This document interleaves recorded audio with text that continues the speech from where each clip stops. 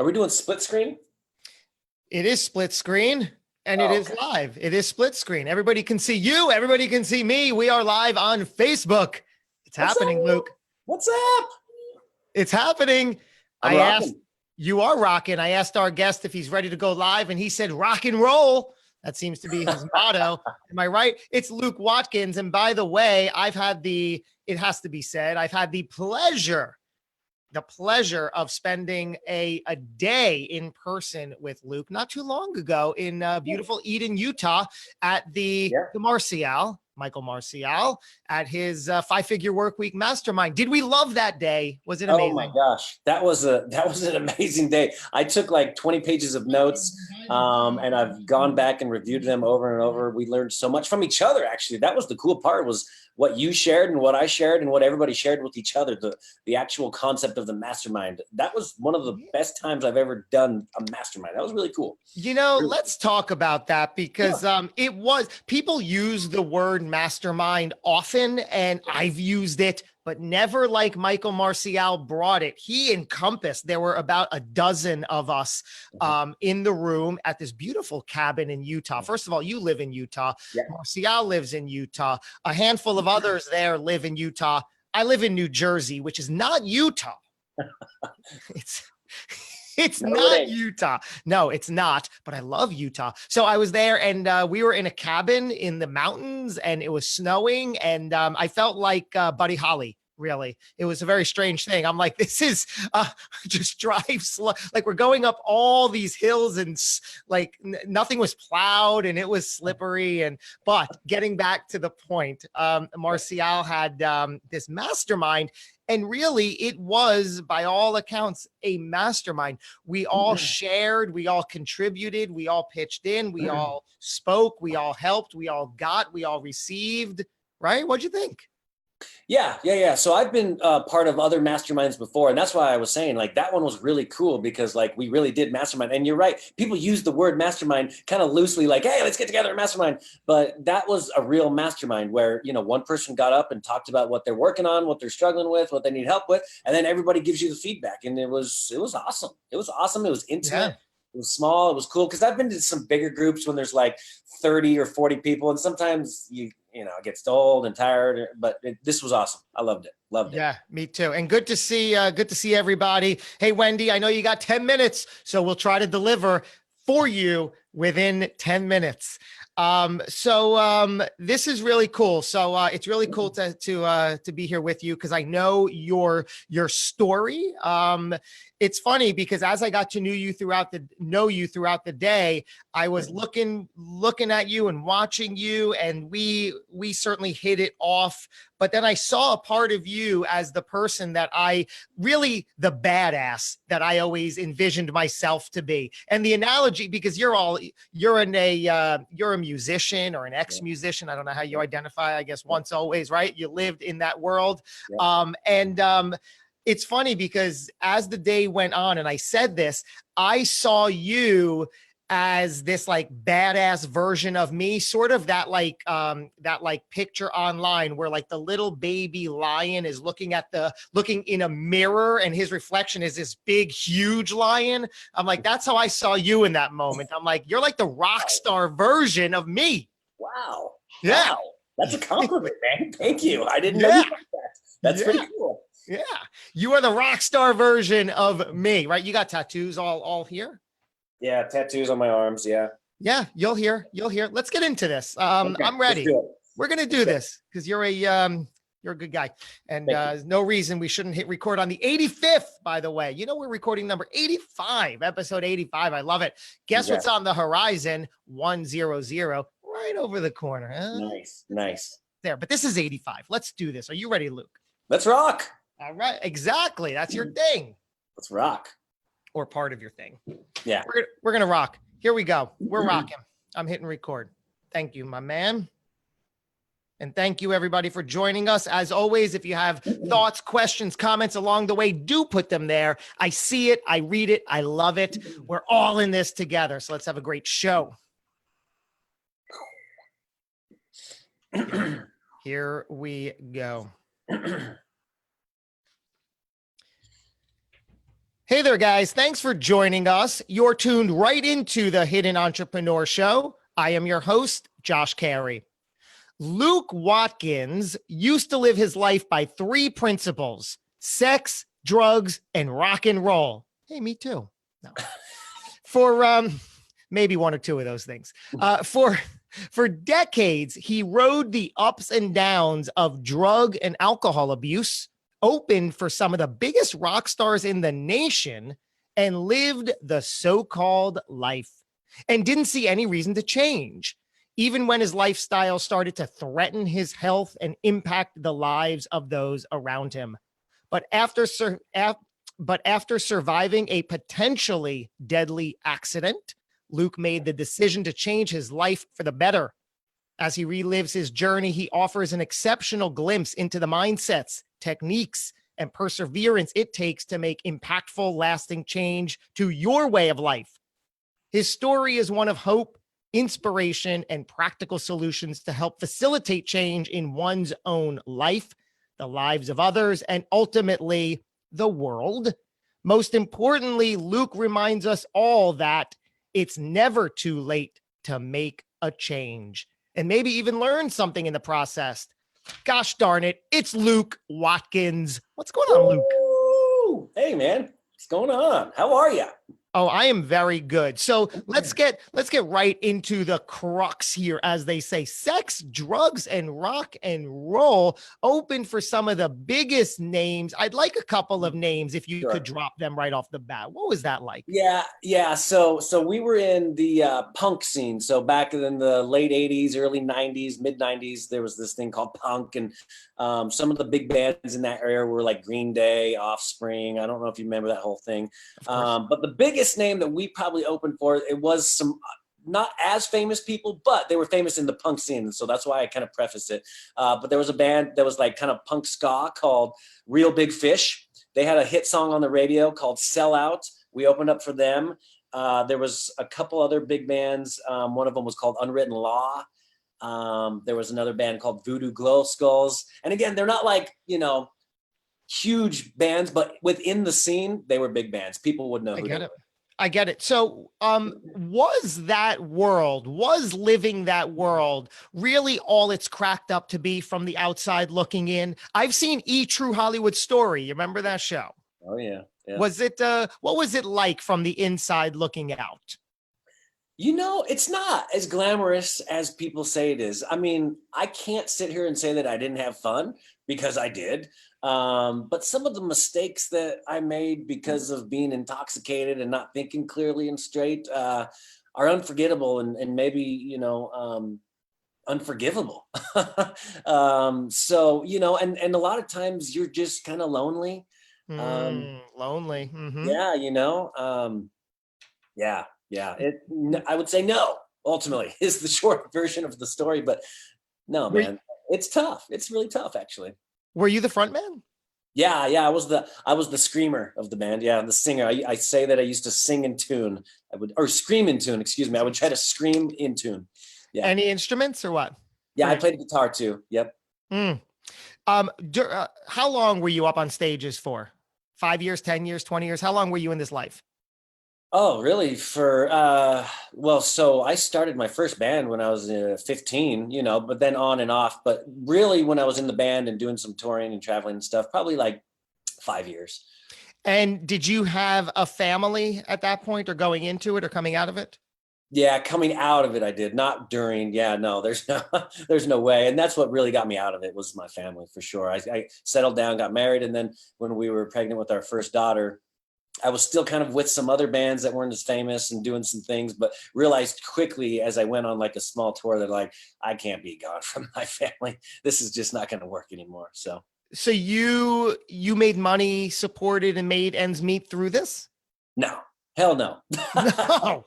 It was a passion, man. I always worked odd and end jobs because I just loved playing music. So it was like, we made enough money to make it from one town to the next and eat, and that was about it. But we loved it, so we didn't care. That's all we wanted to do.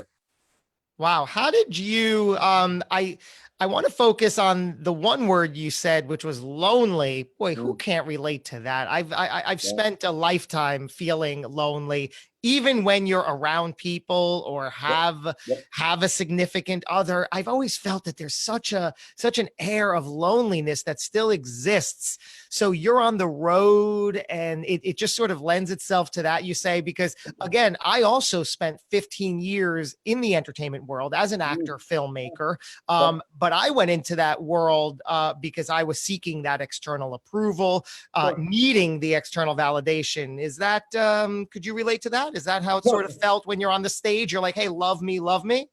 totally, dude. You just nailed it on the head right before you even said that. That's exactly what I was thinking. It was like, oh, subconsciously, I think a lot of what I did was to get the attention, right? You know what I mean? Because I didn't feel worthy or loved or self-love for so long. I mean, I was self-medicating forever because I was depressed, really, And so when you get on stage and everyone's looking at you and worships you, it's like, oh, good, I get that validation, right, or whatever. At least, well, temporary, anyways. Yeah, Yeah. man. What was your drug of choice all throughout this? So I mostly just drank beer. I was a big time beer drinker. But what happened is usually, I'd drink some beers and then get into the hard liquor, and then really anything would go, and whatever kind of drugs anybody had, whether it was pot or Coke or Wow. whatever at that point. So like it all just was a downhill spiral after I had a couple beers, basically. And let's give a spoiler alert. Today, you're totally clean. Oh yeah, it's been about 5 years. Yeah, I don't have the exact date or anything like that, but yeah, roughly around 5 years. Yeah, I can't do any of that stuff anymore because I've got an addictive behavior personality, and I just know if that's what I did for years. I drink myself to sleep every night. So I know Oh. if I have one, I have 20, and then bad things happen. I want to I want to connect these dots right away and see how we got to all this. Bring us back, if you will, to the very beginning. What was life like growing up for Luke Watkins?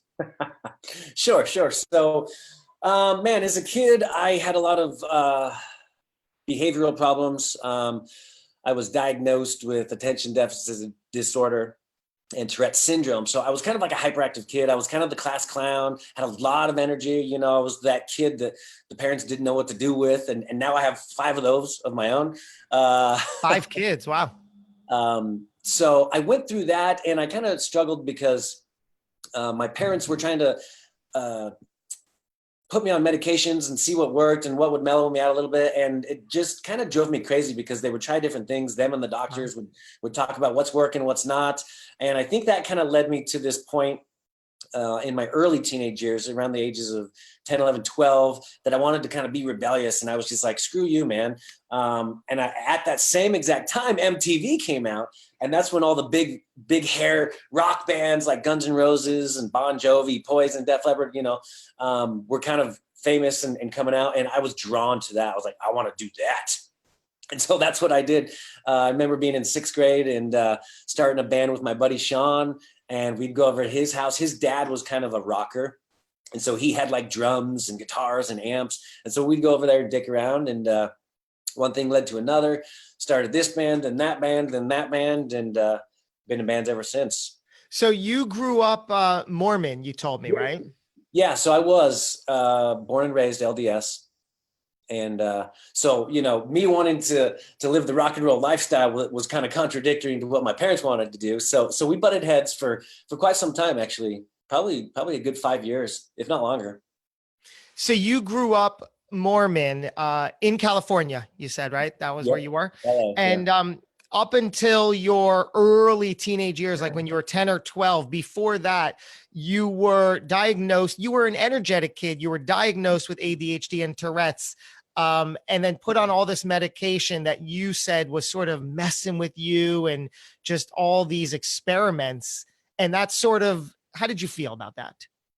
Yeah, I kind of held a grudge or resent against my parents because I didn't want to do that. But, I was a kid. And so they just did what they thought was best for me. Right. Whether I expressed it or not, I don't think, they cared. I mean, looking back now, obviously being a parent and older, I'm sure they just loved me and wanted the best for me and wanted to live a peaceful life. But for me as the kid, and my mindset was like, man, screw you. Like, I don't want to do this. Like, I don't want to switch. I don't want to be high one day and low the next. Like, I want to just be a normal kid. But what can Hmm. you do? I don't know, man. Yeah. So Wow. I kind of built this resentment, and I think it built up to this me wanting to rebel and be like, screw you or F you, right, man? So Are yeah. you are you still diagnosed with either of those things today? You know what's funny is I don't know. I have no idea, but I've ran into some people recently that have ADD, and I talk about it in my book. And they're like, "Dude, you're so ADD," and I'm like, "You know what? I freaking am ADD. I think I still am totally because I have like shiny object syndrome, and my attention span is just so short, right? But yeah, I think so. I'm a Hmm. little ADD for sure. So as a teenager, you had your eyes firmly on the prize of I'm going to be a rock star. MTV came along.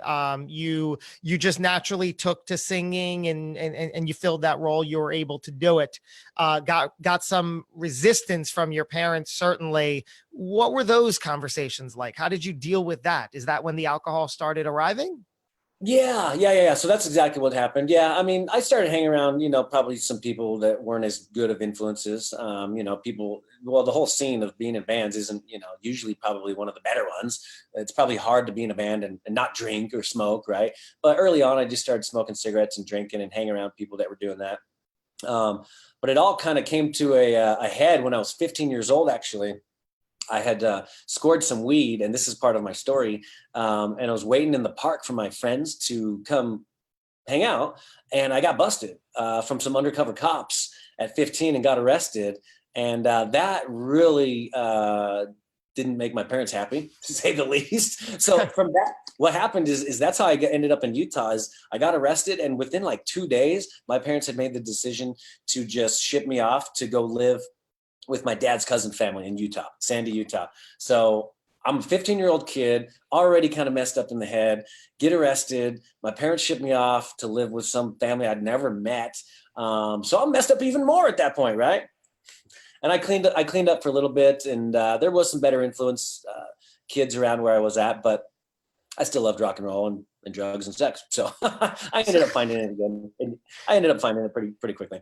So what happened in Utah? You finished high school there? Yep. So I was 15. So I finished 10th, 11th, and 12th grade. But again, still was a troublemaker. I mean, I went from one school to the next because I wasn't going to school. Found some friends that we just didn't go and were Wow. smoking weed instead. But that's when I formed kind of the band that took off for a little while and then went on the road. So just continued drinking. Just started drinking again. And now you're out of high school, no college. Is that what I'm hearing? Yeah, no, I went to community college for like a quarter and didn't even really do anything. Yeah, I didn't do any college. No. And you just said, you know what? I'm going to be a rock and roll legend my whole life.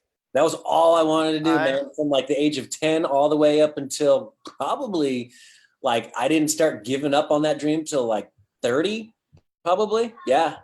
Yeah.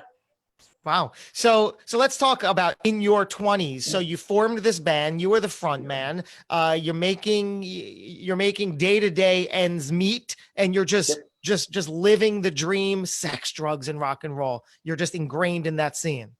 Totally. That was it. I mean, all we did was we we just lived to go jam and practice, man. And then we'd put little tours together and play shows, and that was it, man. I mean, hopefully there was a show every weekend, or we would go to shows, other bands' shows. But we were practicing 3 to 5 nights a week, and it's just being there in the room with the band and drinking, and that was the life, man. Nothing else mattered. Tell us tell us a story, a crazy story. What stands out when you're like, I can't believe this was me. I just can't believe it. Oh man. Well, you'll have to read the book. I mean, seriously, I have like a ton of stories in the book. There's there's too many. I mean, just going on tour and some of the wildest things. I mean, so one thing that comes to mind is like being freak, probably like 18 years old, maybe 19 or 20, and like going on this tour where you go to these towns and you set up a show and you're self-promoting. So really nobody knows who you are until you go out and do that. And that's kind of what you have to do to get known, or it used to be anyways. So you go to these towns and nobody knows who you are, and the show sucks because nobody shows up, and you don't have a place to sleep. So you're crashing on somebody's floor that you just met. But the one thing that always kind of stands out to me is we were in Berkeley, California, and I ran out of money, like personal money, right? We all bring like our little stash that we had, but I ran out because I was drinking and spent it all on alcohol. And I had to panhandle for a freaking slice of pizza, man. You know what I mean? So like things like that would happen all the time, like just begging for money to get enough to eat because I spent all my money on alcohol.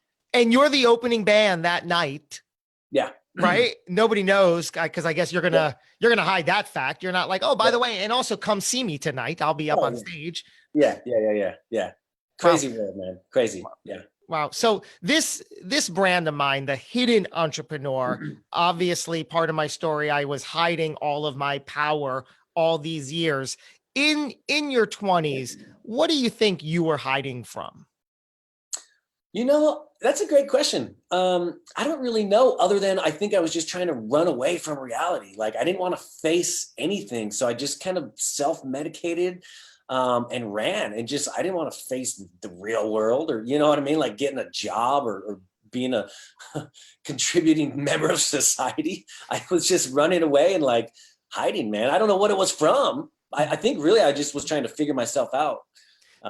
Was there the resistance going back to your sort of like your parents who you saw were doing these things to you? Was that sort of still it? You're like, I'm not going to conform to what they want, so this is my way of not conforming. Totally, man. That was Yeah. my lifestyle. Like in punk rock, they say it's a state of mind, and it's like it's always it's like it's not conforming. It's like doing the opposite, right? It's a way of life that people live when they're in the punk scene, and it's just kind of like F the world, and I'm doing what I want to do, and that's how I was, right? And yeah, totally. With my parents, we butted heads until, gosh, I was in my 30s, probably, you know. Wow. Did you get the support from them when you were on your 20s? Because I know, as an actor living in New York, much of my 20s and part of my 30s, it is not glamorous. It's lonely, it's depressing, it's sad, it's all of those things, coupled with some ups and other downs and higher ups and lower lows, all of that. And what I know you try doing, or I did a lot of the time, especially with friends and family, you try to put on the air of success, even though you know the truth. You start glorifying. Was that the case for you? Did you have to like convince people that no, everything is perfect when it might not have been in your personal world?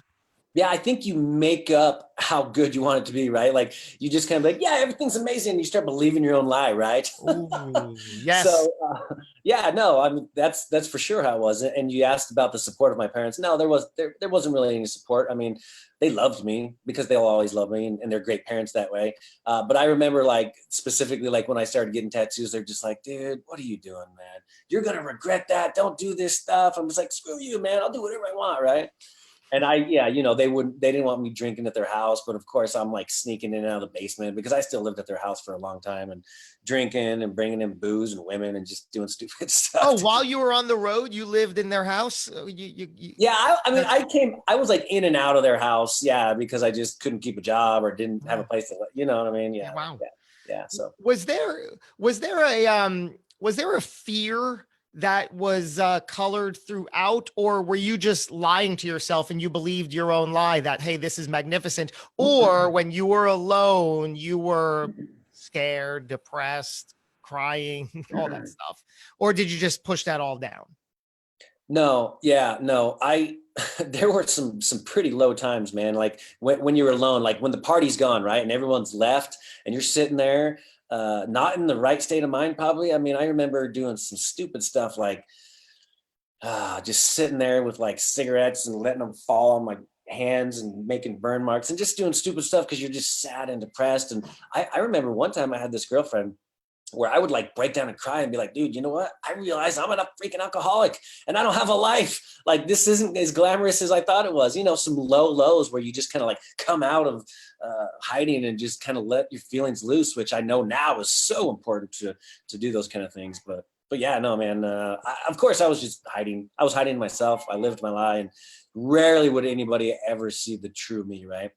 Rare. Like, that was one of the rare times when I'd like have a girlfriend or something. I felt comfortable enough. My parents didn't know. My parents didn't know anything about my life until they read my book. It was pretty funny. Oh, They're like, that's amazing. we have no idea. How is your relationship with them today? It's awesome. It's awesome, man. Thank goodness. Yeah, I love them. They love me, and yeah, we're real close. Yeah. Isn't that magnificent? I want to bring the motorcycle into the dialogue, because I know that that's the that was the catalyst for something that we'll talk about. Did you have the motorcycle at this point in your 20s? When did that come about?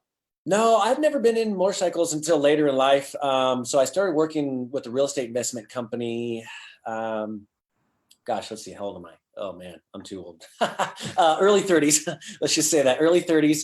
And one time we bought a house. We buy houses to fix them up and flip. And we bought this house that came with a motorcycle in the shed. And it was this Yamaha Virago with like this bitchin' paint job. You know how sometimes they have those cool airbrush paint jobs and stuff. So that was my commission or whatever. They're like, hey, just have the motorcycle. I'm like, Cool. So it was this big 1999 or 98 Yamaha Virago with an 1100cc, big engine, big motor. And I loved it and I rode it around everywhere. So one night I was going to the Jazz game, the Jazz basketball, and rode my motorcycle because I knew I was going to be drinking. I'm like, all right, let me, yeah. So, like, I'm not going to drive a car. Well, exactly. So I drove my motorcycle to the train station. That was my rationale. I'm like, okay, at least I'm just driving from the train station to home, and that's it. Oh no! So get on the train, go down there, go downtown. I lived like 30 minutes away, so took the train. Met up with a buddy to have dinner beforehand. Of course, while I'm waiting, I'm having a couple drinks. I was probably already wasted, literally, before he got there, and then we had dinner and had more drinks. And then we're walking from the restaurant to the Jazz game, and it's like, a block away or whatever. And he's like, dude, I've got a little weed. Let's do that. I'm like, all right, whatever. This is my night, man. I'm out. I'm letting loose. So I'm not driving. Not yet. Right. So we did that, and it just, you have a wife and children at this point in the story? Yeah, man. 3 kids, married probably 10 years. Yeah. 3 kids, probably 4th on the way. Yeah. Yeah. Okay, before you tell us the punchline of getting back onto the motorcycle, because I see where we're going. You drove to the train station, partied, and now you're about to do your thing and then come home from the train station. But before that, so you had then, I want to hear how your family came to be. How did your wife, did she meet you in your performing lifestyle? And that's, and she supported that? Yeah, I was working at a Italian restaurant as a cook, and she started working there as a server or a waitress, and we met that way through work. And I was still in bands and stuff, so she thought it was weird, man. She'd come to see our shows, and she's like, "What is this weird subculture of people?" She totally thought I was weird for a long time. But still wanted to love you, huh? Well, yeah, we started dating, and I mean, we had drinking in common, so we did. Oh, yeah. Go ahead. He had just gotten back from college, and so we did a lot of partying together. Ended up getting married probably after 3 years of dating, maybe. And then we waited a couple, maybe 2 or 3 years to have our first child. And when we first had our first child, by that time I was in a band, but it wasn't the big one anymore. And so it was kind of the tail end of the band thing. Although the party was still there, right? The party didn't leave. The party was still there, but the band thing ended. So we were living downtown Salt Lake for most of our early marriage, but a job took me up north. And, so fast forward, 10 years probably, we'd been married. We had about 3 kids at the time. And so for me to go back into town and hang out with my buddies was just awesome because I lived so far away. And I quit being in bands when I moved because I was like, there's no way. I know I drink. And I know that if I go to band practice, I'm going to get drunk. I can't get drunk and drive 30 miles each way or whatever. So how was that give up though? Did you give it up easily, that lifestyle? Or because I know what it's like for a performer to say, you know what, got to hang it up. It was tough, man, but again, since it was at the tail end, it was like I had kind of given up the dream and the hope because I had done it for so long and not made it big, right? What was the dream? It was still a bitter pill to swallow, but I had done it for so long and we were talking about the lifestyle. It gets boring after a while, man. It's like, it was so exciting at first, but then it's like, all right, that's lame. Like I've done the same thing forever. Not that I don't love music, because I still do. Like I have this part of my soul that just allows me to write and perform music that I love. But yeah, I was just kind of growing up and maturing, I think a little bit, I had to have a job and imagine that.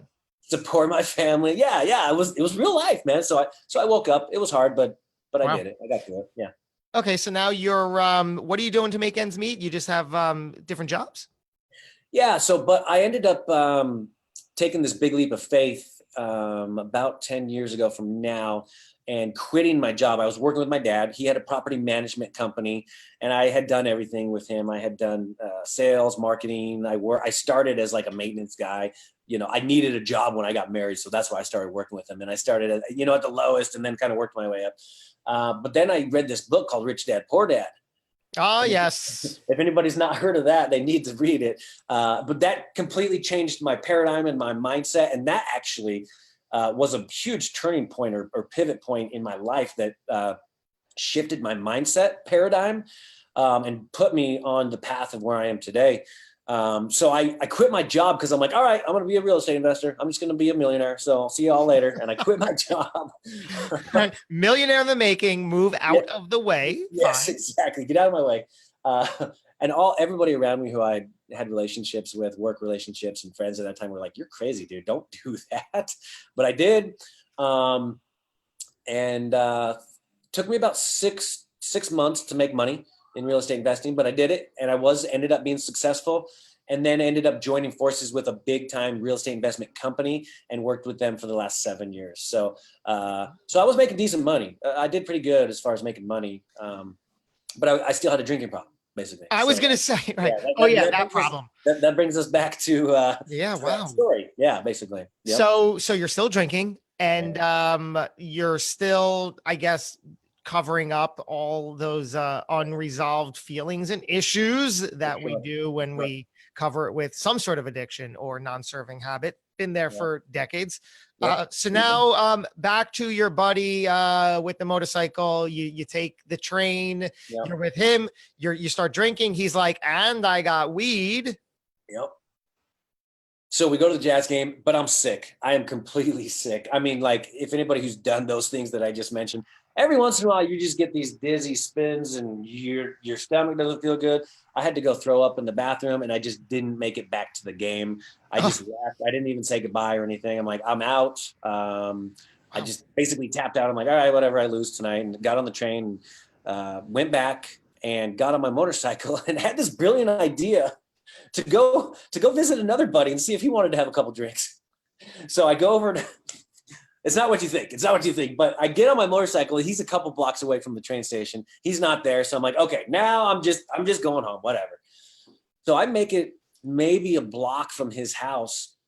And the next thing I know, I'm laying in the middle of the street and some kids are walking by. It's not too late, maybe like 8 or 9 at night. And they're like, are you okay? I'm like, what the? I had no idea what the hell happened, but I'm laying on the floor and they're asking me if I'm okay. And my motorcycle's like 10 feet away.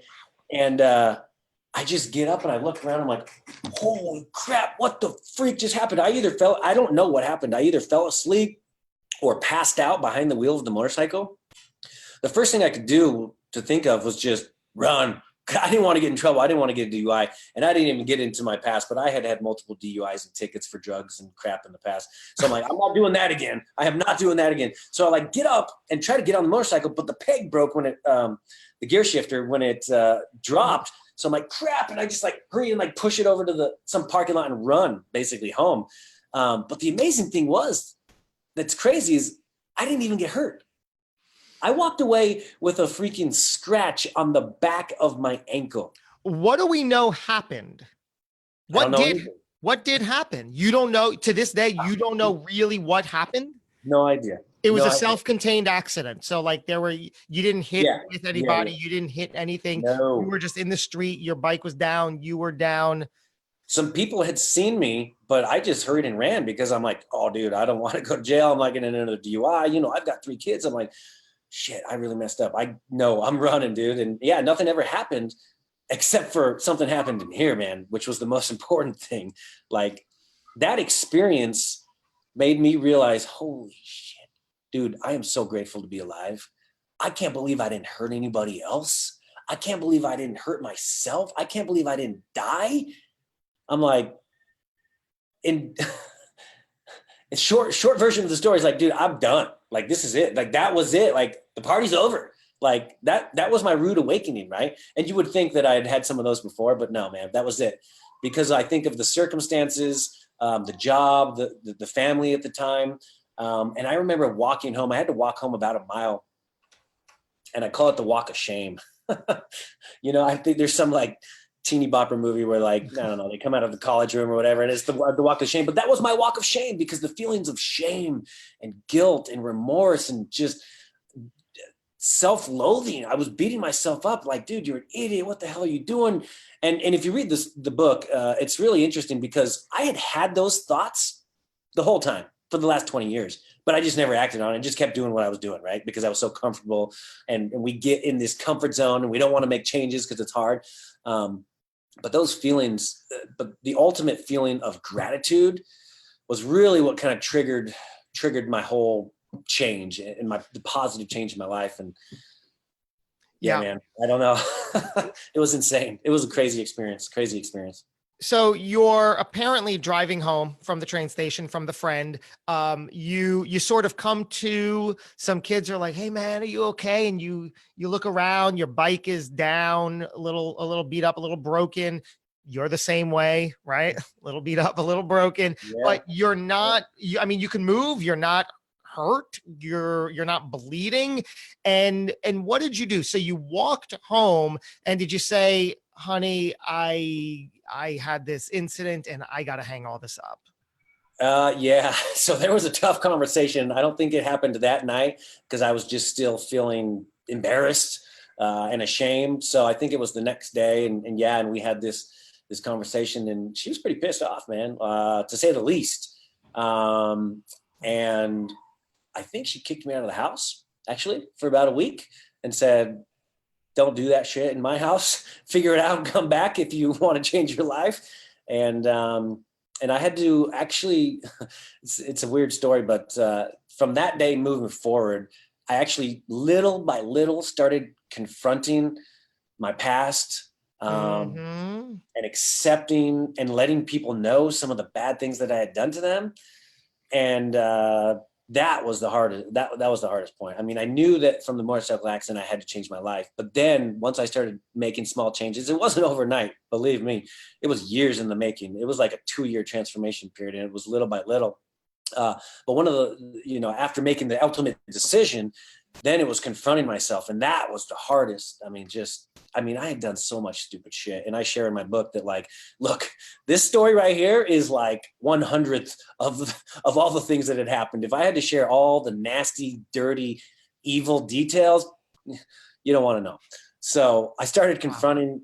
Yeah, go ahead. You were going to say something. No, first of all, I said, wow. And I was just also going to say I love and agree with what you said, little by little to make the change. That's how it happened for me. And the big revelation was, it can't and shouldn't and doesn't happen any other way. That's the epiphany. Don't expect anything overnight. You don't want it. You don't need it. It's not going to happen. More often than not, when you try to tackle this great big change in anything, you wind up falling short because it's too much. Make one small little adjustment consistently. That compounds. That's the change. That's what worked for me. It sounds like that's what worked for you. Yeah, man. And I know that now. But sometimes when we're in the heat of the moment, or when we're going through those transformations, it sucks. And I tell people all the time, because I help coach people now and tell them that exact same principle. It's like, dude, little by little, like the whole concept that I have from the coaching program that I have is called the mountain of success. It's like, dude, you want to be successful, you got to take these little baby steps and climb the mountain. But yeah, no, it's hard when you're going through it, but I realize that now. And that's why I do what I do, is because I went through this transformation. I want to help other people that are going through some kind of similar transformation. Obviously their story's different than mine, but man, like, we can all relate to like being in the deepest, lowest pit of our lives and having to dig ourselves out, right?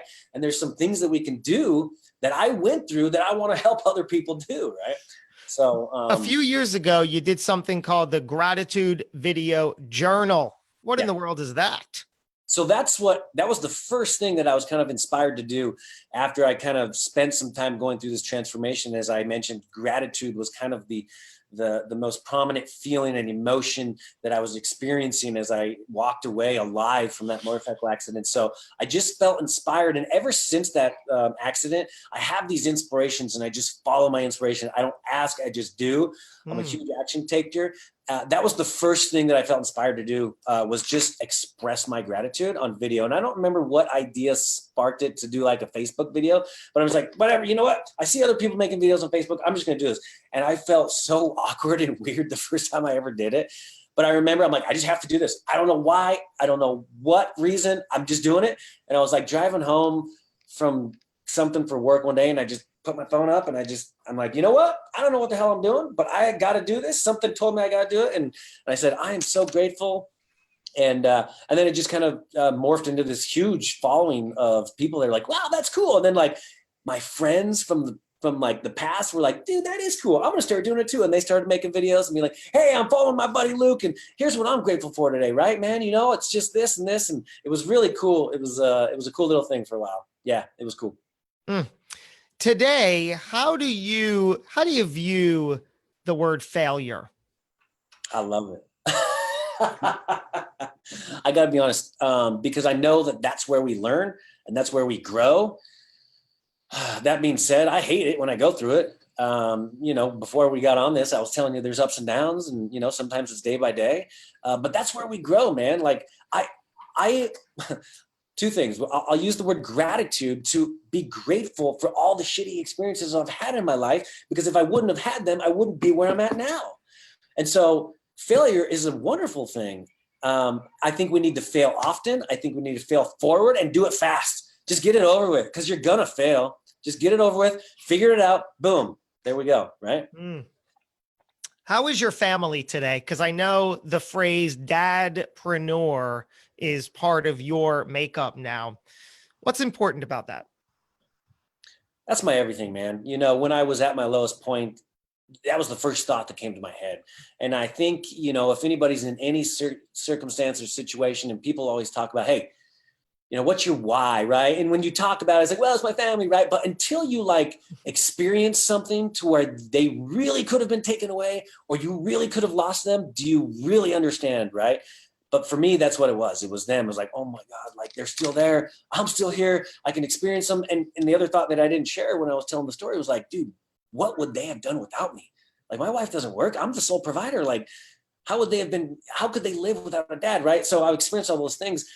My family is the most important thing in my life. It's the reason I wake up early. It's the reason I stay up late. It's the reason I, you know, do everything I do, you know, and because I've had that experience, like my family is the number one most important thing. And I can relate to people that have kids and are trying to be entrepreneurs. And that's why I created that group.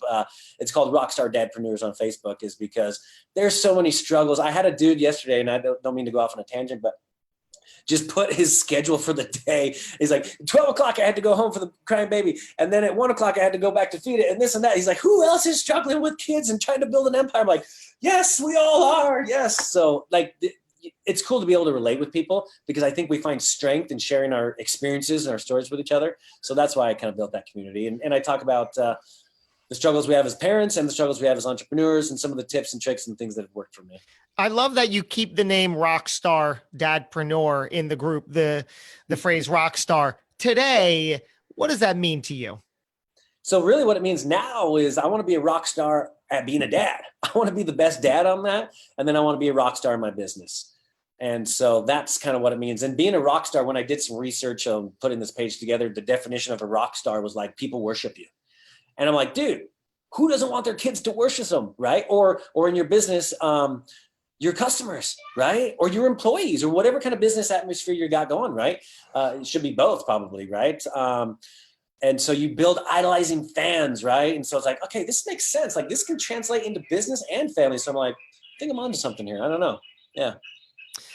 Tell us about a time that you were paralyzed by fear. The whole nature of this brand is, hiding behind fear.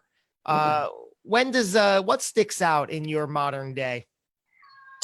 So when I got started in real estate investing, I would go to these meetings called the Real Estate Investor Club meetings and stuff. And sorry if you can hear the kids making Yeah. noises. I mean, how we couldn't have planned that any better at this Right? point in the conversation. And Exactly. cue the kids. Cue the kids. Will somebody cue the kids? And they are, wee kids. At least they're not at the door saying open, open, open, which happens frequently. No, but so I go to these real estate investor meetings, and when anybody starts anything new, I think they want to learn about it to feel comfortable. But what happens is people get stuck in what's called analysis paralysis, right? They're just stuck because they're scared to take the action. They're like, well, I'll just be comfortable learning about it for year upon year upon year. And that's what I did, right? Like I made the decision that I wanted to be a real estate investor. So really, before I actually took the action, all I did was go to these meetings and learn a bunch of stuff and network, and I felt really good about myself because that's all I did, right? It's awesome. But it wasn't until I took the action that I really learned, right? When I quit working with my dad and had like a couple months of money saved up, yeah, you start learning things real fast, right? How to make money, how to market, how to sell, how to make things happen. So I think what happens the most part about fear is action. People are scared to take action. And I can relate because people don't want to fail. And most of the times when you take action, you will fail. And people get stuck in this, well, if I learn everything and all the what ifs and what, then I'll be good, but then I'll take the action. But they just stay there and never do anything. So I think people just get stuck in that analysis paralysis and they're scared to take action. But man, I'm a living proof that you can make things happen and just figure it out. So. Absolutely perfect. I totally agree. The word decision, I'm rereading Think and Grow Rich, which every few years I go back through it. And this morning, the chapter I finished up was on decision. And they say the successful make decisions rather quickly and change them, if at all, very slowly. The non-successful make decisions the opposite, very slowly, if at all, and change them very quickly. Think about that. Absolutely true. Make a decision. And I love what you just said about you don't need all the information. You don't need it. Just get the next step information and take it. If you were to have a conversation with your younger self, what would you be talking about? This is so great, man. I've thought about this a couple times, and I always just come back to, I don't have any regrets, and I don't know that I would do anything different, man, because I really am grateful that like I've gone through everything I've gone through because it's made me who I am today. Maybe I would have said, okay, shape up a little sooner. Don't freaking do stupid shit. I don't know, man. I mean, really my perspective is like, dude, like everything happens for a reason in this world, man, you know? And like, if I wouldn't have had that motorcycle accident, I wouldn't have felt inspired to write the book. I wouldn't have felt inspired to share the gratitude video journal. I wouldn't felt inspired to share my story on stage. And so like, and I love where I'm at right now. So like, I don't know, man. Yeah. I don't know. I love your mantra, your core belief is that it's never too late to make a change. From what you experience, are there people that feel like, my time has passed, it's too late for me? Oh yeah, man. Yeah. People have all the excuses in the world. It's whether, well, I'm too old, I can't do that anymore, or I'm too young, or that doesn't work for me. And I like to live by example and be like, dude, look at my story. If I can do this, I'm not a smart guy, man. I tell everybody that, but I know how to take action, right? You know what I mean? And like, I'll just figure it out. It's like, there's so many people that are way smarter than me that just don't take action. It's like, look at me, man. Come on, let's go. Let's rock. Yo, that was me for so long. Behind closed doors on my own, I knew I was smart. I knew I was capable, right? Call it what you will. I knew that I could do the things that I was not doing, and that would cause all this grief, anguish, and anger within me because I saw everybody else, competent or not, do the things that I wanted to be doing, but I was scared out of my mind to do for all these reasons. And I'm like, darn, they're doing it. I wish I could be doing it. I could do that. And you just don't. All the excuses. Well, there's a couple thoughts that come to my head. Number one, I think what people do, and I talk about this a lot in my coaching with my clients and stuff, is a lot of times when people are in those situations, they're only looking at their past failures. And they just relive those and be like, well, because I failed in the past, like I know I can't do that, or what if, and you know. And then the second thing is I can't remember. That's my ADD just kicked in. It's absolutely fine. Are you cool? Are you spiritual or religious in any ways? Totally. Yeah, yeah, yeah. No, I've come back to being Mormon again. Yeah. So, and I don't preach my religion on anybody. I want everybody to have their own spiritual thing, but I am huge into spirituality, not religion, spirituality. Because, and when I tell my story, I didn't share that today, but I had to turn to God. Like there was nowhere else to turn to. Like when you're at your lowest point, it's like you're on your knees and there's only one place to go and it's up. I mean, and whether it's God or somebody else, you need help, right? A lot of alcoholics and people that have addictions turn to AA, and the whole AA thing is God, right? But they're turning to somebody or something for help. For me, it was God, and spirituality is huge. And I also talk about how the mind, body, and spirit, when those three are like as healthy and balanced as can be, you're the best version of yourself. So huge, huge spirituality. What do you believe happens when it's all over? When our time here on earth comes to an end? I think we go to some place that's just amazing, right? It's heaven and it's perfect and it's whatever we want. It's a beautiful response. It's whatever we want. Yeah. Wow. I will leave you with this final question. Okay. Luke Watkins, how would you like to be remembered? I've thought about this a lot too, man. And a lot lately as I starting new businesses and doing different things is figuring out what I like to do and what I'm good at. I just want people to remember me as the fun, outgoing, loving guy that always was there for you, that always wanted to talk to you when in your time of need, and just truly loves helping people. And that's what I do, man. So hopefully what I do and what I love is what people remember me by, because that's what I'm going to do. Absolutely beautiful. Just like you are inside and out. Luke Watkins, thank you for joining us today. So cool to have you show up and open up for us and with us. I appreciate you, man. I appreciate you, and I appreciate the opportunity to be here. And hopefully there was some gold nuggets or value or something in my story that somebody can take away, man. That's really why I do what I do. I know there were. I want to thank everybody for joining us today, whether it was as part of the live broadcast or you're catching this in its native podcast form, whether that's on Apple Podcasts, Google, or Spotify. I thank you for doing so. If you feel inclined, leave a rate and review. I love reading those and seeing what you think. We're going to do this again before too long. Until we do, go get them. All right. We are off the podcast, still live on Facebook. How do you feel, Luke? I feel amazing. Yeah. It's wonderful to talk and communicate. I could talk for hours, man. I appreciate it. Really quick, how do your what do your children know of your history, your past, your rock star days? How much of that do they really know? They know everything, man. Oh, really? When you write a book and share the whole story, they know everything, man. Yeah, and something I didn't share, I guess, was that like they were a big reason for part of my change. The motorcycle accident was kind of the pinnacle, but like, man, I had been making small changes, right? It's like, okay, I got to be responsible. I got kids now. And so there were some little baby steps in between that happened, right? So our daughter was a huge part of my transformation, man. I mean, I remember it was like, oh crap, I got to take care of somebody else now. I better shape up, right?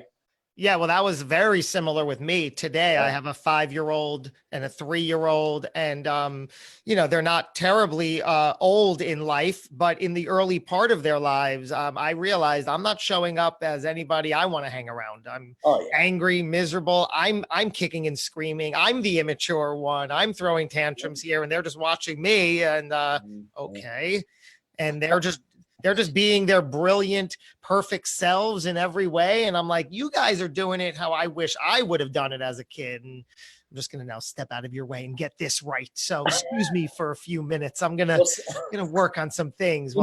They sometimes teach us a lot more than we teach them, man. That is so for sure. I'm like, you guys go play in the other room. I'm going to go and work on some things here. Yeah. Little by little, though, that's how it works. Totally. Cool, man. All right. Well, we'll certainly stay in touch. Again, thank you for being here, and thank you, everybody. We'll do this again real soon. Happy to have you all here. See you, man. Thanks, man. Appreciate it.